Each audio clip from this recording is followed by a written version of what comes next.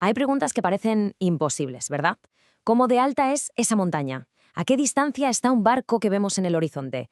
¿Y esa estrella que brilla ahí arriba? Parecen cosas inalcanzables, imposibles de medir con una cinta métrica. Pero, ¿y si te dijera que hace milenios que encontramos una herramienta, una especie de regla tan potente que puede medir desde una pirámide hasta la edad del mismísimo universo? Venga, vamos a meternos de lleno en esto. Y es que este es el kit de la cuestión. No podemos estirar un brazo y tocar la cima de una montaña, y mucho menos un planeta. Así que necesitamos una forma de medir a distancia, de calcular lo desconocido basándonos en lo que sí podemos conocer aquí, con los pies en la tierra. Imagínate esto, estás frente a un pico imponente, sabes dónde estás, puedes medir distancias en el suelo, pero ¿cómo conviertes eso en una altura vertical? O piensa en un barco en el horizonte. Desde la costa es solo un puntito lejano. ¿Cómo saber si está a 5, 10 o 20 kilómetros? Es un problema que ha sido clave para la navegación durante siglos.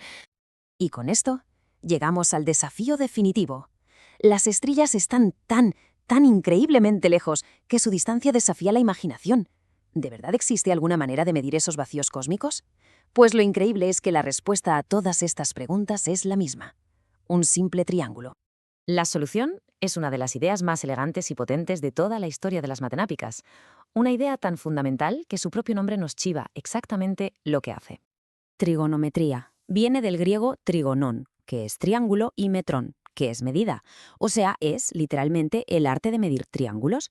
Y si puedes medir un triángulo, es que puedes medir el universo. De hecho, y esto es lo fuerte, durante miles de años fue la única forma que tuvimos para hacerlo. Y esto no es nada nuevo, ¿eh? Lo que es realmente alucinante es lo que ha durado esta idea. Hace más de 2500 años, Tales de Mileto usó la sombra de la Gran Pirámide para crear un triángulo y calcular su altura. Siglos después, Eratóstenes, con un palo y la sombra del Sol, calculó la circunferencia de toda la Tierra con una precisión que hoy nos sigue dejando boquiabiertos. Y hoy, esos mismos principios son la base de nuestros satélites, del GPS y de toda la informática que mueve el mundo. Claro, para poder usar los triángulos, primero necesitamos un lenguaje común para hablar de ellos. Necesitamos una forma precisa de medir sus esquinas, o sea, sus ángulos. Pues resulta que hay varias maneras. La que nos suena a todos son los grados, un sistema que heredamos de los babilonios. Dividieron el círculo en 360 partes, quizá por los días del año. Los matemáticos, sin embargo, prefieren los radianes, una medida más natural que relaciona el ángulo con el radio del círculo. Y luego, para aplicaciones súper prácticas y rápidas, como en artillería, se usan los mils, que dividen el círculo en 6400 partes. Y esto lo ilustra a la perfección. A la izquierda, el transportador que todos usamos en el cole, con sus 180 grados. A la derecha, vemos lo mismo, pero en radianes. Fíjate cómo los números no son enteros, como pi o pi partido por 2. Esto es porque un radián es el ángulo que se forma cuando el trozo de circunferencia que abarca mide exactamente lo mismo que el radio. Es una relación, digamos, pura del propio círculo. Entonces, la gracia de los mils es su utilidad práctica. La regla es muy simple. Un objeto que mide 1 metro de altura, si lo ves desde 1000 metros de distancia, ocupa un ángulo de más o menos 1000. Esto permite a los artilleros, por ejemplo, hacer cálculos de distancia rapidísimos en pleno campo de batalla, sin necesidad de calculadoras ni nada. Vale, ya tenemos el lenguaje. Ahora vamos a lo bueno. Vamos a usarlo para ver cómo funciona esto en el mundo real. Volvamos a un problema como el de la montaña, pero más pequeño. Un barranco. Imagina que en la otra orilla hay una persona que sabes que mide, por ejemplo, 1,83 m. Con un visor mides el ángulo que ocupa esa persona y te da 3 mils. Pues bien, aplicando la regla de los mils, una simple proporción nos dice que la distancia es de 610 metros. Ya está, acabamos de medir algo que no podíamos tocar, solo con un dato que conocíamos y un ángulo. Por supuesto, la matemática que hay detrás se puede complicar bastante, como vemos aquí.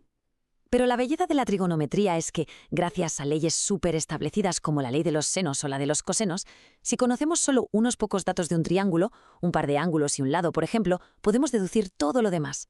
No hay que reinventar la rueda cada vez. Y ahora, para dar el salto al cosmos, necesitamos un concepto clave: el paralaje. Es algo que en realidad experimentamos todos los días. Si estiras el brazo, levantas el pulgar y lo miras primero con un ojo y luego con el otro, ¿ves que parece que salta contra el fondo? Pues ese saltito aparente, eso es el paralaje. Y ese salto es la clave para medir las estrellas. Con el paralaje, nuestro simple triángulo se estira, cruza el vacío del espacio y nos permite por fin empezar a medir el cosmos. El secreto está en el tamaño de la base de nuestro triángulo. Para medir cosas cercanas como la Luna, podemos usar el paralaje diurno, Hacemos una medición y horas después, cuando la Tierra ha girado un poco, hacemos otra. La base de nuestro triángulo es básicamente el radio de la Tierra. Pero para las estrellas eso se queda cortísimo. Necesitamos una base mucho más grande, la órbita entera de la Tierra alrededor del Sol. Hacemos una medición en enero y otra 6 meses después, en julio. Y a esto se le llama paralaje anual. Pues usando solo el paralaje diurno, los astrónomos pudieron calcular la distancia a la Luna con una precisión increíble. Y el resultado es este: unos 384.000 kilómetros, una distancia que se nos escapa de la cabeza, medida con la simple geometría de un triángulo cuya base era nuestro propio planeta. El método del paralaje anual fue tan revolucionario que hasta dio lugar a una nueva unidad de medida, el parsec, que viene de paralaje de un segundo de arco. Es la distancia a la que tendría que estar una estrella para que, usando la órbita de la Tierra como base, su saltito aparente fuera de solo un segundo de arco. Una miniatura, pues esa distancia equivale a 3,26 años luz. Así es como medimos nuestro vecindario en la galaxia. Hemos pasado de medir pirámides a medir la distancia a las estrellas. Pero la trigonometría nos guarda una última y asombrosa revelación. Nos permite medir no solo el espacio, sino también el tiempo, a escala cósmica. A principios del siglo XX, Edwin Hubble descubrió algo que lo cambió absolutamente todo. El universo se está expandiendo. Se dio cuenta de que cuanto más lejos está una galaxia, más rápido se aleja de nosotros. Es como si todos estuviéramos en la superficie de un globo que alguien está inflando. El punto crucial es este. Hubble descubrió esa relación, pero para poder establecerla primero necesitas saber a qué distancia están las galaxias. Y estas mediciones de distancia, esa escalera cósmica, empiezan, como no, con la trigonometría, con el paralaje. Todos esos cálculos nos llevan a un número clave conocido como la constante de Hubble, que básicamente nos dice el ritmo al que se expande el universo. Y aquí viene la magia. Si el universo se expande, eso significa que podemos rebobinar la película. Es como si vieras un coche alejarse a 100 por hora y ahora está a 100 kilómetros de distancia, sabes que salió hace una hora. Pues de la misma forma, midiendo la velocidad y la distancia de las galaxias, podemos calcular cuándo partieron todas del mismo punto, el Big Bang. Y el resultado de ese cálculo es esta cifra alucinante: 13.800 millones de años.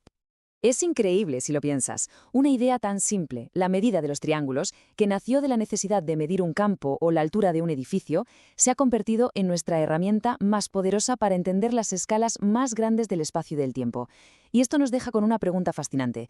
Si esto es lo que hemos descubierto hasta ahora, ¿qué otros secretos del cosmos estarán ahí fuera, esperando a que los midamos?